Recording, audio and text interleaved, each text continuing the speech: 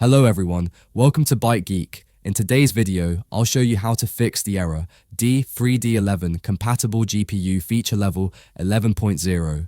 Shader model 5.0 is required to run the engine. This error shows up when your system isn't able to properly communicate with your graphics hardware using DirectX 11, which is what the game uses to render 3D graphics. You'll often see this issue in popular games like Valorant or Fortnite. I'll walk you through some simple and easy steps to fix this problem. So, let's get started. First, open the Run dialog box, then type dxdiag and press enter. If you see a pop-up, just click Yes. This will open the DirectX Diagnostic Tool. Now go to the Display tab and under the driver section, check the feature levels. Make sure it shows 11 and also check that the driver model is WDDM1.1 or higher. Once that's confirmed, we can move on to fixing the issue. The first thing to try is updating your graphics driver. Right-click on your desktop and open your graphics control panel. This could be NVIDIA control panel or AMD software, depending on your graphics card. In my case, I'm using AMD, so it will open AMD Adrenalin Edition. From there, go to the Home tab, and on the right-hand side under Drivers and Software, click on Check for Updates. It will automatically download and install the latest driver for your graphics card. After updating the driver, close the window. Next, open Settings. Then go to Windows Update and click on Check for Updates. Keeping your system updated can fix a lot of issues and glitches automatically.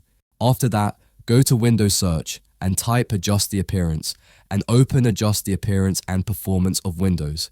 In the window that appears, go to the Advanced tab and under Virtual Memory, click on Change. Here, we're going to set a custom paging file size. First, uncheck the option that says Automatically Manage Paging File Size for all drives.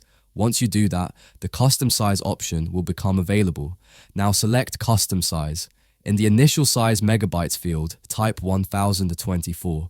And for the maximum size, we need to check how much RAM our system has. To do that, open Settings, go to System tab, scroll all the way down and click on About. At the top, you'll see your system details, including your installed RAM, CPU, and graphics. Once you know your RAM size, in my case, it have 28 gigabytes, then next open the calculator and multiply 1024 by your RAM size. For example, if you have 8 or 16 gigabytes RAM, multiply 1024 times 8 or 16. This will give you the value in megabytes. Enter that number in the maximum size megabytes field. After that, click Set, then click OK. You'll see a message asking you to restart your system to apply the changes. Go ahead and restart your computer. After the restart, check if the issue is fixed. I hope this method works for you. If it does, let me know in the comments. Thanks for watching, and I'll see you in the next video.